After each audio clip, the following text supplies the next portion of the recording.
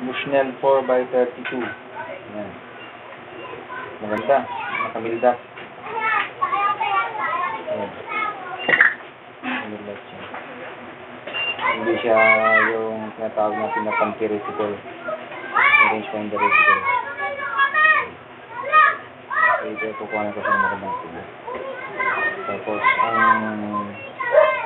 ang carriage niya ay hindi na ginagamitan ng coins. Yan siya. Hindi ako sure kung kagaya nito nung dati kung gamit sa brake barrel. Kaya niya yung recoil ng brake barrel. Yung dati kung gamit hindi ito mismo. Experiment lang ako dati eh. Kasi wala akong choice dati. Gamit ako ng ganito. Kinaya naman niya yung recoil ng brake barrel. Springer at saka gas gun. Kinaya niya. Hindi ko lang alam kung kaya rin ito. So sa inyo kung gusto niyo mag-experiment, pero hindi ko magagarantiyahan.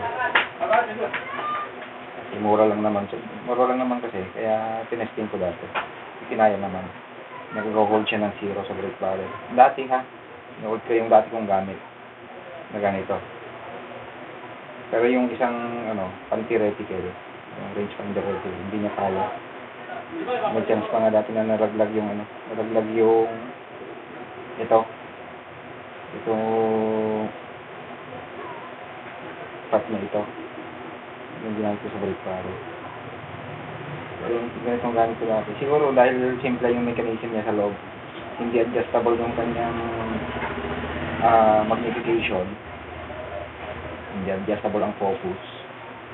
Kaya siguro siya kaya kinaya niya yung sa brake barrel. Ulit ko, ginamit ko sa brake barrel at my own risk. Hindi ko siya nare-recommend. Pero kung gusto niyo mag-experiment, gusto sa inyo hindi ko magagarantiyahan na kakayanin niyo. Pero nasubukan ko. Okay.